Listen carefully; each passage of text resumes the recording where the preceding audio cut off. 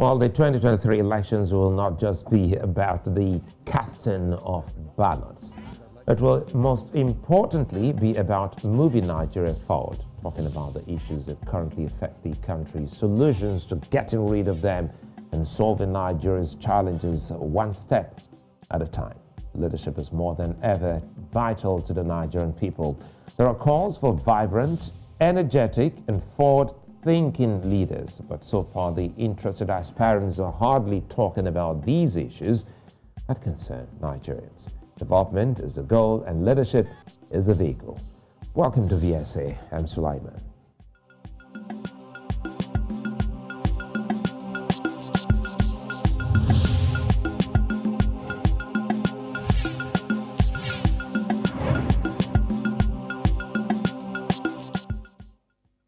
Well, to become Nigeria's president, all a candidate needs is a West African Examination Council School Leavers Certificate. Now, to get a decent job in the country, you may even need beyond a bachelor's degree. Education is an important rudiment of leadership. Education in the areas of economy, security, and politics are important for any leader. When they're missing, a country may not enjoy great direction. The 2023 election pits Nigeria against itself.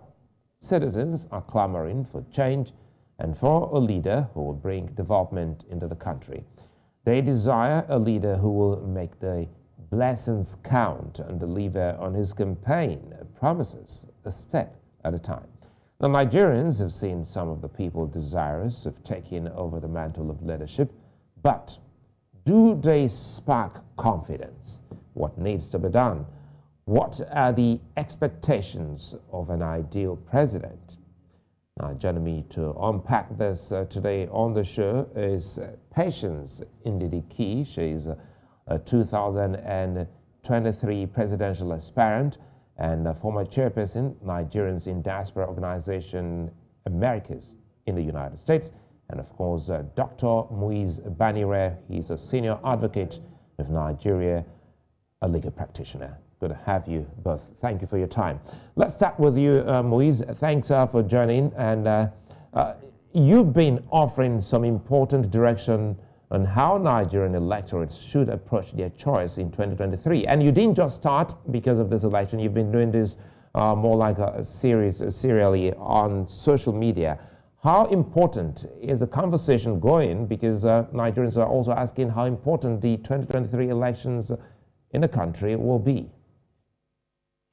Well, to some of us, we tend to have the impression that this is our last chance of getting it right in terms of our re-transition. By re-transition, I meant really getting visionary and missionary leaders into positions.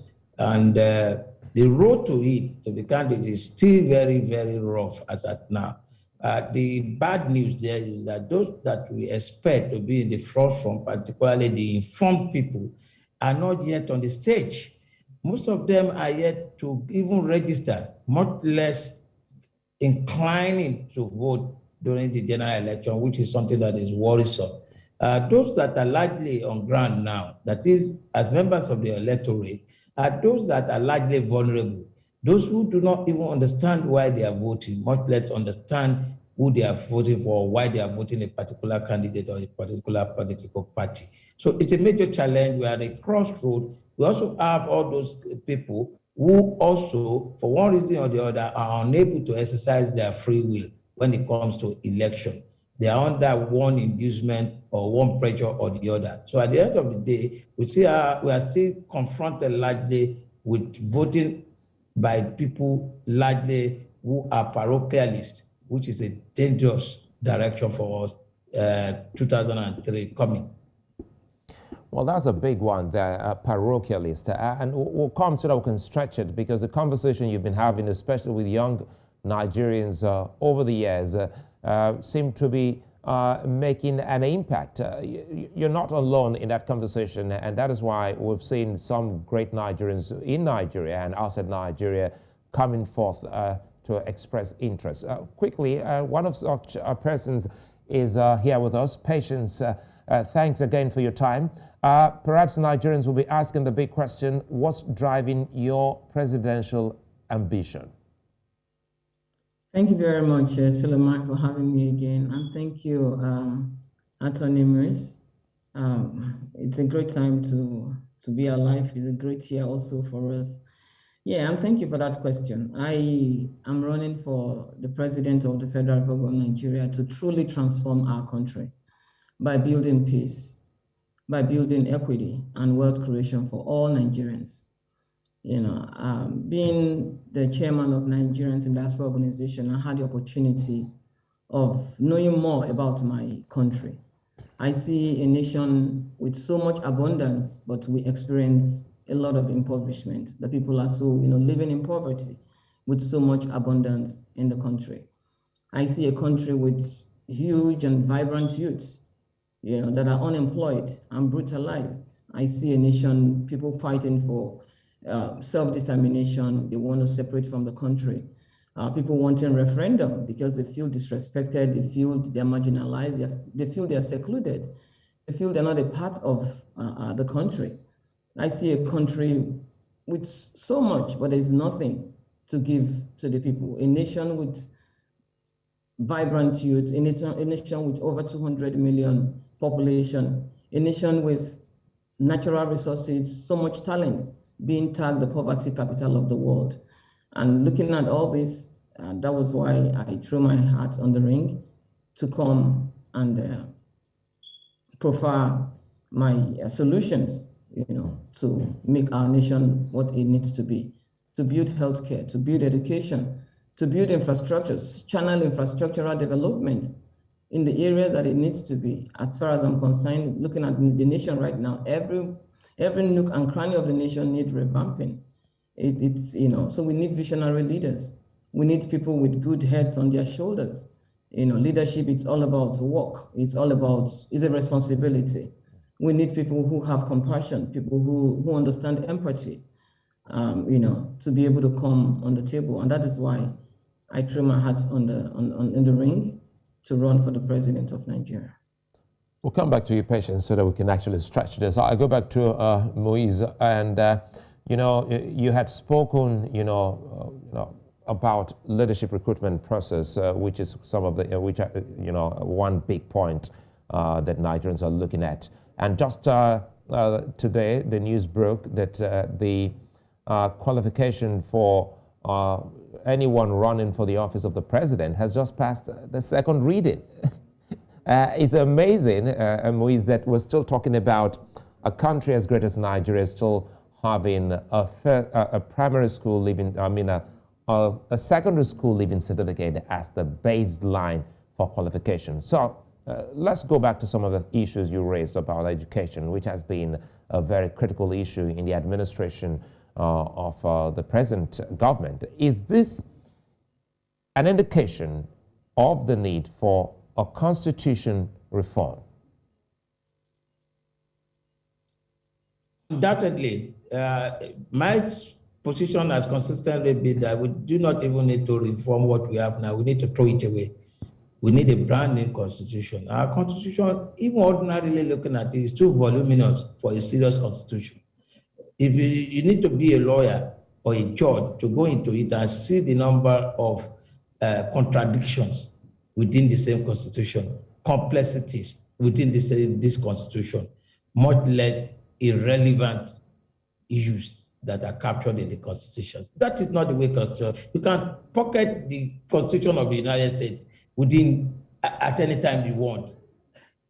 What the constitution ought to contain are the fundamentals, but not here. Every single thing they load into the constitution. Even you look at what is going on with even the Electoral Act now, even the issue of qualification and all these issues.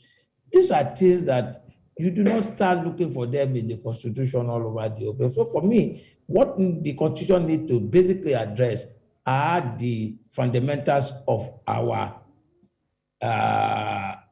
cooperation or coming together. What defines us as a people, as Nigerians, regardless of our tribal, ethnic, or regional living. Those fundamentals are the things that ought to be captured by the constitution. This is the arrangement in which we want to coexist together. beyond that one, all the other details are things that could be an offshoot arising from act from time to time, not what it is now. And again, you now also find out, for example, recently, you also find out that what they are doing more or less is loading and loading and loading and overloading it. So that at the end of the day, you do not have what is workable in hand. In fact, the major challenge that I see happening is that right now, you can see the tension in the country. You can see the agitation in the country just because everybody perceives that something is wrong somewhere. The only way to have a workable constitution, therefore, that will address not only the warped electoral system itself, but will address the concerns of everyone in this country, is first and foremost to have an engagement in the sense of a national dialogue. It's when we have this one and define the parameters for coexistence. Those are the factors that will now be incorporated into the instrument that will guide the way forward for the country. Otherwise, this tension will continue to mount and mount and mount. And at the end of the day, nobody is sure if it snowballs, what will be the implication or the consequence.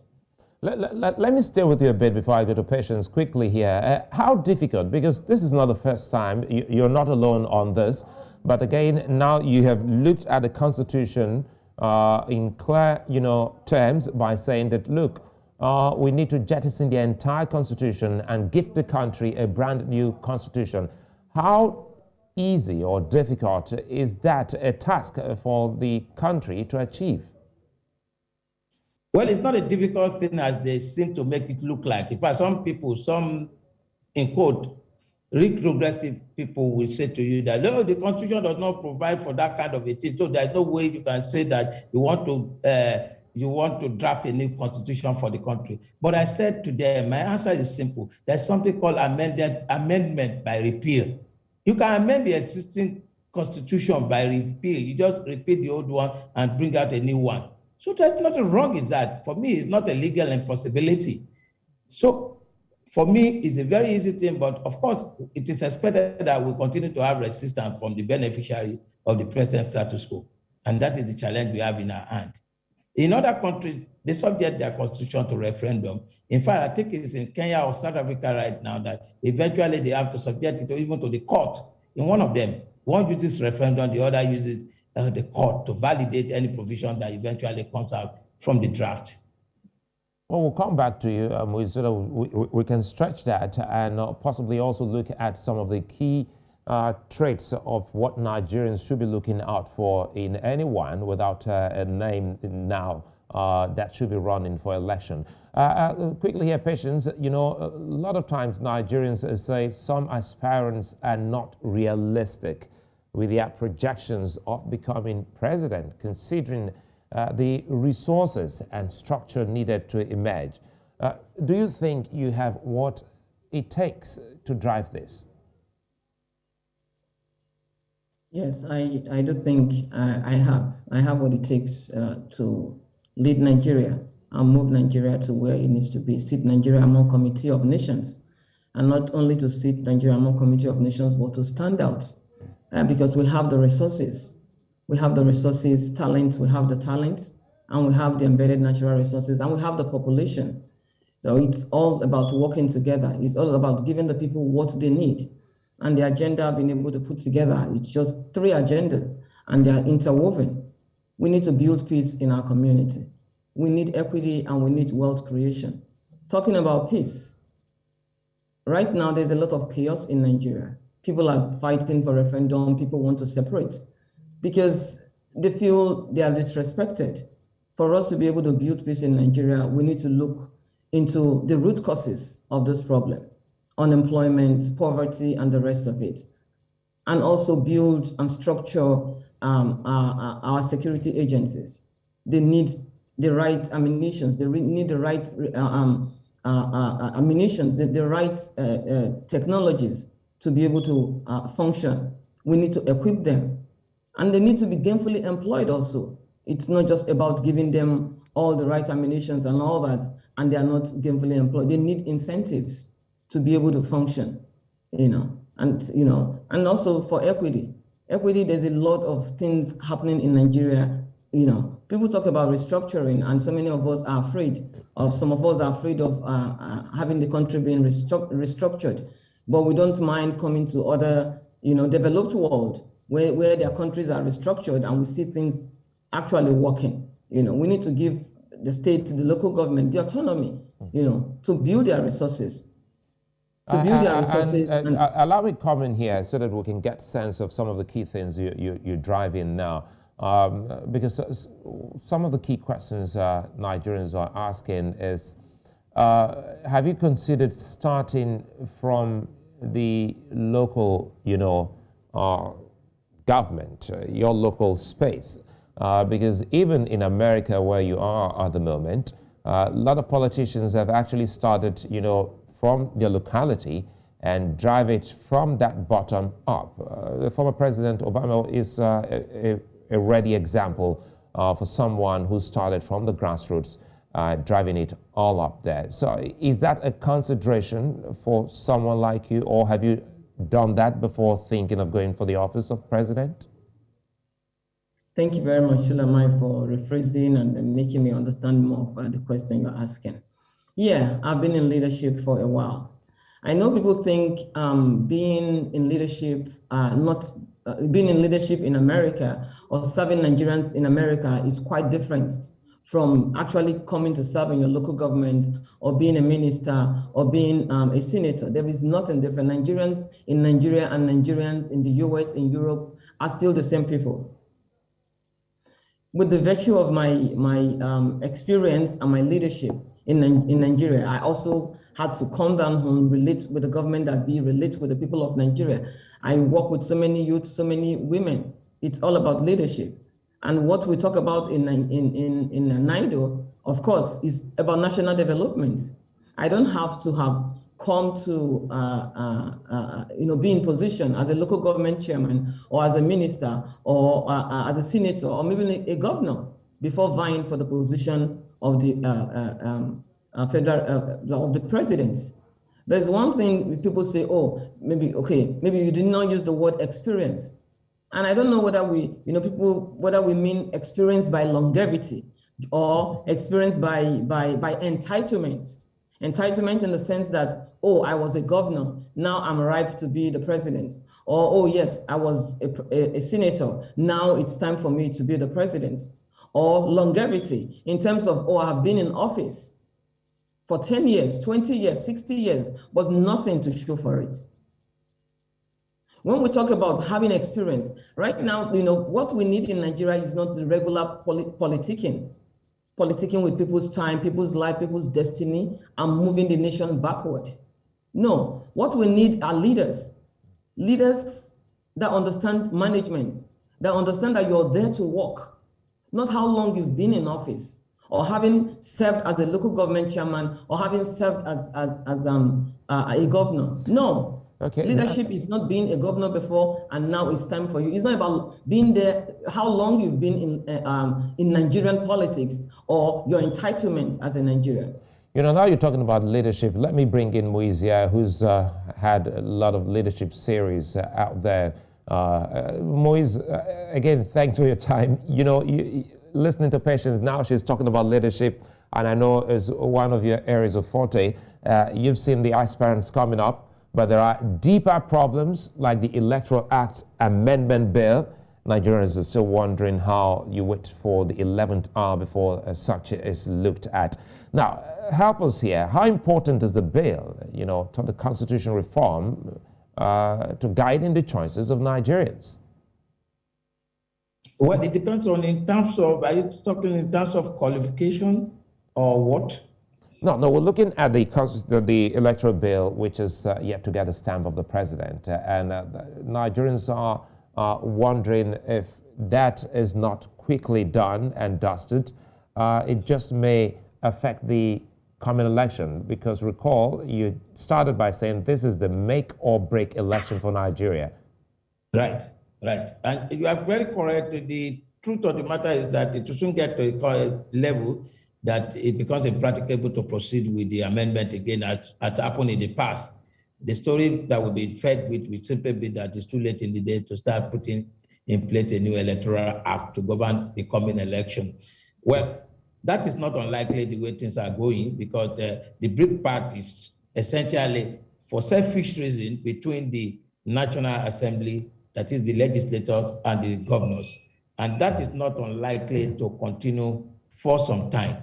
But the most important thing in my view is that the people themselves, because right now, if that is impossible, just like it happened in recent past, we go back to the old Electoral Act. If we go back to the old Electoral Act, which is full of flaws, then more or less we do not expect any magic from the process. In other words, at the end of the day, what is likely to happen is that you'll find the politician having another field day throughout the period. So my position is that the election will continue, it will go ahead, but it will go ahead under the old system, which implies that nothing has changed, and we must not expect anything to be, to expect any change from the outcome, and that's the implication. Okay, I recall you last year in one of our conversations here on the program, you specifically said to me that anyone above 60 should not be president. Do you still stand by that, going by, what we're looking at in the country today leading up to this big election in 2023? I'm still yet to be convinced. Maybe if I decide to be liberal, maybe I'll be looking at maybe maximum 65 years old. Like Chief Afe Babalola said some few days ago, that look, anybody beyond 60, don't look at him at all. Nigeria should not even consider him, because it's looking at the situation, the workload in that office alone is something that requires a lot of energy. No matter how strong you are, once you are getting beyond that particular age, then it becomes worrisome. Like the current president even confessed that he's having a lot of challenges coping with the demand of that office with his age. So age is a major factor, it's a fundamental factor that must be considered. And that's why it glasses my heart when I see our young Nigerians coming out now to fight for this office. For me, it's a very good development. In fact, apart from being optimistic about it, it gives us a platform to agitate a lot of points, a lot of issues with these elders, to let them know what the dynamics of a good society should be. So for me, even if we go back to the statistics and look at what is the percentage of the youth in the electoral register, they are more than 60%. So if at the end of the day, they are out there, which I'm praying to. We are doing everything humanly possible to encourage them to be out there, to get their voters card and vote, and they are able to get one of them in. I think it will be better for all of us at the end of the day, because right now, we cannot afford any failure again. It will be disastrous. Well, I'll come back to it. We can stretch that, because it is the biggest conversation Nigerians are having at the moment, looking at the age, as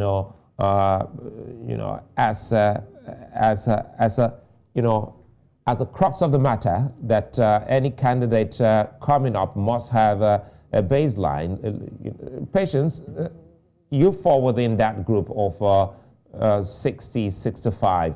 You're quite young, and also you've lived in the diaspora for many years, and I've seen how good systems can benefit national development. How do you plan to improve Nigeria's institutions should you get a ticket to run and ultimately win an election? Yeah, to improve Nigeria's institution, I will hammer on my agenda of wealth creation. I believe that the first thing is to build the talents that we have, human capacity development. Simultaneously, we also need to build our infrastructure. Infrastructural development is very key. To be able to do it, so that we can create an enabling environment for Nigerian lives and businesses to be able to thrive. Number one is energy. Energy is very key. Energy powers everything. The road system, the education, healthcare, businesses, and the rest of it. So we need to look into wealth creation, as in building human capacity.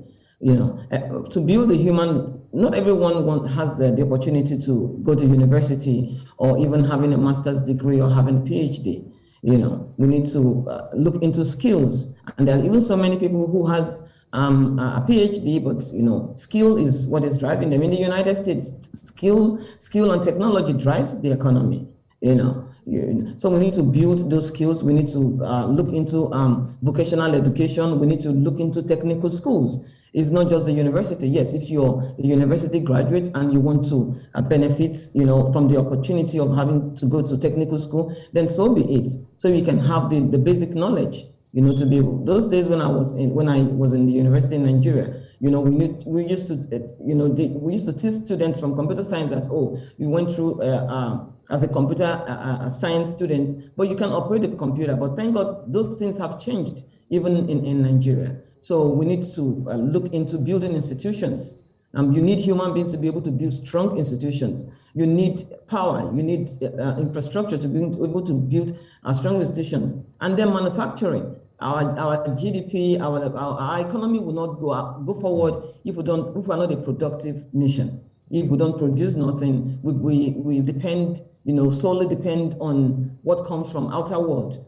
For us, especially when we have the resources, we have the natural resources, and we take it back as commodities that have been manufactured for us to consume. We're a consuming country, we're not a producing country. Those kind of things, we need to change when I have the opportunity given the opportunity to lead the nation. So human capacity development, creating infrastructure, energy which powers every other sector, and also looking at industrializing the country. In Nigeria, we have a lot of entrepreneurs. Why did I say so?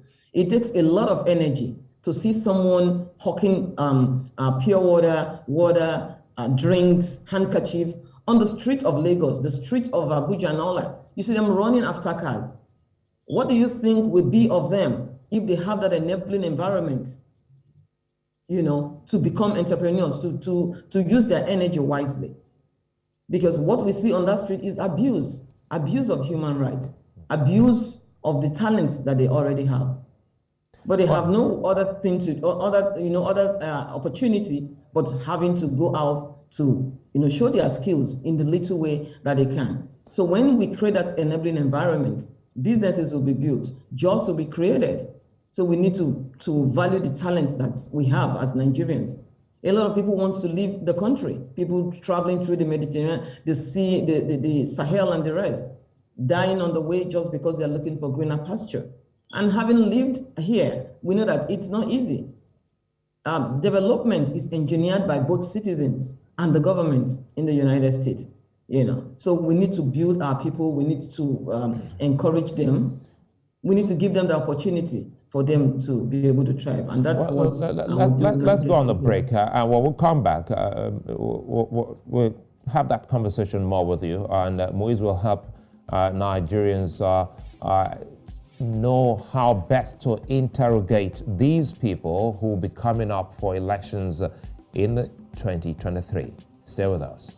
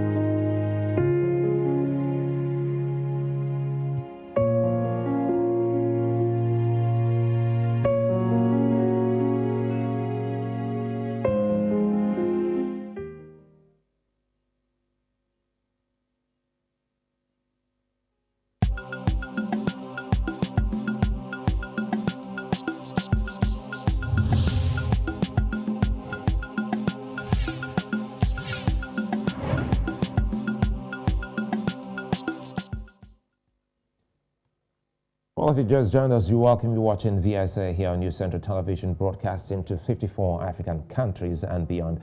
And we're looking at the coming elections in Nigeria, which will happen in 2023. And that's a year many Nigerians believe the country can have a good turnaround for good. A section of the populace seek change in the faces on parade, while others believe leading Nigeria requires experience. Amongst the aspirations so far for declared, there is a mixture of youth and vibrancy. However, those with the structure needed to emerge are not many. Recommendations are in full swing, politicking is in full throttle, and the issues of education, capacity, age, health, and place have taken over the discourse. I still have with me Muiz Banire, a senior advocate of Nigeria, and Patience Ndidi Key, a presidential hopeful. Now, quickly here, Muiz, you've always said people should always try as much as possible to have conversation with their constituents, with their electorates. And for Nigerians looking to this big moment, what should the electorate be looking out for in an aspirant? Well, one, we must look at the age. We must look at the position of his F, and by head, means inclusive, let me say, inclusive of mental F. The person must be mentally stable. Three, the person must have a sense of history of Nigeria, must even know how Nigeria itself was formed and what are the constituents of Nigeria in terms of the content. The person, of course, must be informed, because these days I find it difficult to use the word must be educationally qualified. There are all manners of certificates all over the whole place these days, dangerous certificates all over, which is the basis upon which, the parameter through which we measure education in Nigeria. A lot of people parade a lot of certificates without the actual education. And the person must be exposed. Again, the person, of course, must be somebody that one can say that has a vision and a mission, and must have a clear manifesto, must have a clear idea, not that when he gets there, start looking for what to do. He must have a clear blueprint, a clear roadmap of what he wants to do for the country, and must even understand the issues on ground, because a lot of people don't even understand the issues on ground. So they just want to go to the political office and make whatever they can make out of it and get out of the place. So these fundamentals, we must look. The pedigree of the person is too important. Who are you? What have you done in your life successfully? Do you have alternative contact address? That with side policy, do you do anything else? Have you done that thing successfully? What is the reference from the people in your area or your community or your environment in terms of your accomplishment? All these are the sort of questions I expect our people to ask them, and what are their pledges. They are very critical in determining who to vote for. For political parties, forget. They are all cut and paste. There is no difference between PTP, APC, or any other party. They are all the same thing. We should just forget completely about party. Concentrate on the candidate and evaluate the candidate before you know where to throw your vote. Thank you. Yeah, this is very important and very big. And coming from you, an academic, it's good to think that you're also worried, deeply worried about education qualification that a lot of these people bandy about. And now you talked about age, mental stability, history of the country, and of course having clear manifestos and also understand the issues on ground. Quickly here, help us make sense more of those who perhaps would want to boycott such conversations with the people. We've seen over the years politicians who would never want to have such conversations with their electorates by way of a debate or a town hall meeting. What should Nigerians be doing when these people still come forward to say, I want to run? Then we must know quickly that that type of a person is not fit to be elected into such office at all. We must be able, that's where your role and my role becomes very crucial. We need to go and enlighten the voters. We need to let them know what they must look out for. We need to know that on their own, they must organize their various community platforms through which they will engage the prospective aspirants and candidates of political parties. It's too pretty. Once you see that the person cannot come and face you, forget him. Just consign him immediately to the dustbin. No, that is very, very critical. And that is the level when we are able to get to that level that the politicians themselves will start taking the electorate seriously. For now, they don't take them, they see them more or less as people who they can easily manipulate their conscience through whatever means. Well, Muiz Banire, many thanks for your time. I understand, we should be having this conversation, from time to time until such a time that election will hold. Muiz Banire, Senior Advocate of Nigeria. Now, Patience, come back to you quickly here. We've talked about a review of the Constitution, and diaspora voting has to be one of the issues considering the number of Nigerians abroad. Now, how do you hope to make this massive diaspora population count for you? Yeah, diaspora, it's very important, not just because of the remittances, the knowledge base, the talents. We need to collaborate with Nigerians back home and also repatriate, the knowledge that we have gained here. And not that Nigerians don't have knowledge, those living in Nigeria, because, most of us actually started in Nigeria. I came to, I left America in my 30s, so I didn't leave Nigeria when I was 9 years old. So Nigeria has given me a lot also, and I just came here to continue to improve my life. That's how it is for also so many. Diaspora voting is something that have been at work, for a couple of years now, and we know that that's going to be feasible. Being in office, the first thing we want to do is, look into that also and make sure that, the aspirants are able to vote. Right now, what we are doing is encouraging the aspirants, as many as are able to travel. It's not enough for us to be on WhatsApp, Facebook, and begin to continue to complain about Nigeria. We need to take the bull by the horn. We need to leave our comfort zones if we want Nigeria to be what we want it to be. America was built by people in chains. America was built by immigrants. They were in chains. They had no clue. They didn't know whether they were going to live the next day or die. But then they continued to fight, and today we have America, and every one of us are enjoying the benefits that other people brought, in the view for us. So the encouragement for Nigerians in diaspora is to go back home. If you don't have your voter's card, go back home and, register, get a voter's card, and be ready to come back in February to vote. It's all about sacrifice. You cannot get something if you don't do something. When we begin to do, when we begin to face the impossible, then we'll see possibilities happen around us. And I'm not just counting only in Nigerians in diaspora. I will need them, and we need Nigerians back home. The benefit that we're bringing, we're looking to, is for the Nigerian, mostly for the Nigerian populace, which will also affect the diaspora positively. So yes, we want them to be able to come back home and vote. And so many already, even before now, there are some Nigerians in diaspora who just have pleasure in going back every election to vote, and we're encouraging more, to be able to do that also. I've not asked you. You have a political party you're running on yet? Yes, People's Redemption Party, PRP. Oh, yeah, and I'm running on that People's Redemption Party. That's awesome. You're running under the People Redemption Party, the PRP, and there are big parties in Nigeria, bigger parties that have branches abroad, especially in the US and the UK. And they also drive their support from there. What's the reception of your aspiration like by the diaspora Nigerian community? As in, you mean in terms of the party I'm running? No, I'm talking about you as an aspirant, aspiring to be president in Nigeria.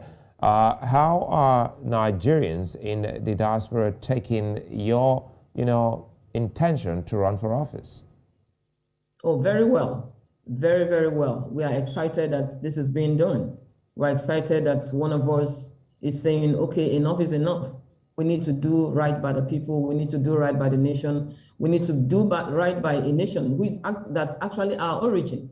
Nigeria has given so many of us so much, So yes, they're taking it very well. There's a lot of supporters from the diaspora who are, pushing this. In 2018, I started to tell my team, I said, we're not ready in 2019. And in 2023, we'll be ready. And towards the end of 2020, I saw the same, my fans saying, oh, Patience, 2023 is by the corner. And that gives me joy that people have trust in me. People have confidence in me. And I've been in situations where when we talk, about the situation or what is, we're going through, and people are like, oh, you should be running for this, even if they don't know that, this has been in our thoughts to run for the presidency in 2023. So yes, there's a lot of support. We're garnering support a lot from the diaspora to run for the president. The support is very important. And I know for sure that Nigerians in diaspora have this, skills in raising funds for such project. Is that on the table for you? How do you hope to fund this election? That's a very good question. Exactly, yes. I've been asked several times, of course we know election in Nigeria, all over the world, election is expensive, So yes, we're garnering funds. We're going to be getting funds from Nigerians in diaspora and Nigerians in Nigeria. When I came to declare in November, I actually was in Nigeria in November to declare for my intention to run, because I didn't see the need being in the diaspora and declaring from here. I had to go to my ancestral roots, Igwebe in Edo State, to declare my intention. And the first person that actually, decided, even when we were not calling for funds, was a young boy in Nigeria. And they say, oh, ma, you need this and all that. And then so many of my team members, seeing that, we've spent a lot. We've been traveling since June just specifically for this. I come to Nigeria all the time for Diaspora Day, for events in presidency and the rest of it. But since June, we've been deliberate and intentional about last June. We've been deliberate and intentional, coming back home just for this. So, yeah. Well, you look to me as a Nigerian. Now I'm talking about a Nigerian that is devoid of tribal sentiment, because if you're from Nigeria's southern state of Edo and you have a middle name from Nigeria's southeast, Ndidi, and so people ultimately will want to know more about you as an aspirant for the office of the president. Yeah, my mother, my late mom, blessed memory, my late mom is from Igbuzo, actually Igbuzo in Delta State. And that's an Igbo-speaking area. Yeah, so that's how I got the name Ndidi. Yeah, my mother is from Delta State, my dad is from Edo State.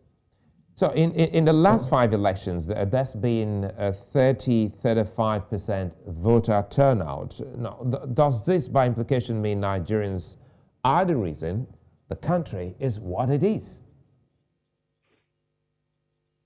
Yeah, I would say that question is dicey. I would say yes and no, in the sense that what we want to change, we can actually work out to make that change ourselves. I know our people have been brainwashed that your votes don't count. We've been brainwashed that your vote don't count. You come out, nothing is going to happen. We already know the results. And even recently, you see people telling you, I don't want to talk about my candidate and all that. It is the right of the Nigerian populace to choose who they want as their president, not an elite or a political personnel and all that. No, it is the right of the people. So all we will do, just like Attorney Musa said, that you need to sensitize the people, continue to tell them the truth, mobilize them, and advocate for the right cause when it comes to how important they are. When I came in November, somebody asked me a question. She said, if I'm scared, having this huge intention, aspiration and all that, are you scared?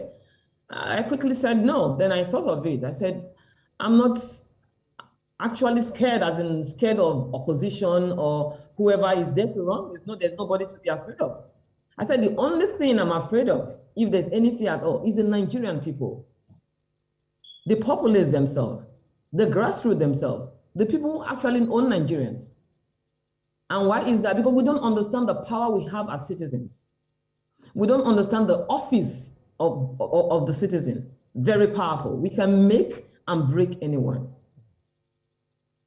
So those are but I said there's not even need to be afraid again, because we're going to sensitize them. We're going to work with them. For a couple of years, for some years now, we've been working with some youth, some women group, and things like that. And right now, we work with students also. So yes, I might not be living in Nigeria currently, but guess what? The work has been on for a good number of years right now. Let me bring this in. Number of years, sorry to butt in. Let me quickly bring this. You wrote about the lacuna provided by electorates who don't vote being used by the politicians to their advantage. Enlighten us, please, on this piece which you wrote. What are the implications of the failure to vote? Yeah, the implication of the failure to vote is that you get the same kind of leaders. You get the same kind of, will I call leaders or rulers? You get the same kind of people that in the end you're angry about, you complain about, and our vote is our rights, our vote is our power, our vote is our life. So it is important, it's very, very essential, it's paramount that all Nigerians, old, young, poor, rich, whatever class you see yourself, to come out and vote for your conscience. And we should be intentional about voting. So if we don't come out in mass, then we'll have the same kind of leadership that we've always had, maybe through rigging, maybe through people telling us, oh, I know who is going to succeed me. No one Nigeria has the right to tell you that they have somebody who will succeed them when you have not voted them there. So the implication is that we'll have the same kind of leaders, and definitely it might go through rigging, But when we come out in mass, intentionally, to say, yes, we want a Nigeria that we actually desire, a Nigeria that benefits all Nigerians. We need to come out in mass to vote our conscience deliberately, not who gave us a bag of rice or some cup of rice or who sweet talked us. But looking at the future, because it's about the generation in front of us. It's about the future generations. Do you think Nigeria is ready for a female president? Yes, Nigeria is very ready for female president. I see that we celebrate other countries that have had female presidents. We talk about Liberia. Liberia has had one of the African countries who have had a female president. Recently, Ms. Merkel just, left office after serving her tenure in Germany. Currently, in New Zealand, Jacinda Ardern, a young girl and a single girl, is ruling the country. She was actually voted again for the second time. Last slide, she won. So yes, Nigerians are ready for female presidents. We are ready. I know so many of my supporters are men. And I have powerful women, men and women supporting this intention that we're about that we're going with right now. Listening to you, what readily comes to mind is voter education, how enlightened are the electorate in Nigeria. And it's one of the key, functions of the electoral umpire, that's INEC, to enlighten the voters. But the public seems to have lost faith in the processes leading up to the election. How can aspirants or political parties like the PRP help improve electorate's trust in the system? Yeah, the way we can do that is by sensitizing the people, through coming to a media space like this, through talking to people in our communities, through, talking to students. That's the only way we can do it, sensitizing the people, mobilizing the people, telling the people the truth, about coming out in mass and, casting their votes, being ready, because Nigeria belongs to all of us. Nigeria is for all Nigerians. Yeah, so we need to come out in mass in different spaces. Thank God for so many social medias, and also go into the communities, because yeah, there are still some of our parents, you know, that are not on social media. We need to go to the grassroots, the marketplace, you know, using all that we can to tell the people the truth and get them to be ready to vote. And there's nothing like losing hope. We cannot lose hope. We need to do something about it to see the changes that we actually desire. If we, because politics is life. Politics rules all of us. Whatever happens in politics controls our businesses, our day-to-day activities, our lives, our health, our education. You know, so we need to, all we are doing is, you know, sensitizing the people, and the PRP, some, you know, in our different states and local governments, people are already working and talking to the communities. And we have a lot of students also that are ready to go out there, travel far and wide, in nook and crannies of Nigeria, to sensitize people of their kinds to come out in mass and vote their conscience. We'll stay with you on this, and we wish you luck. And many thanks for being such nice company. Patience Ndidi Key, aspirant in the coming election. The 2023 election, no doubt, is just about 374 days away. As she rightly has said, go get your voter card. That's your power. Thanks again for watching. I'm Sulaiman.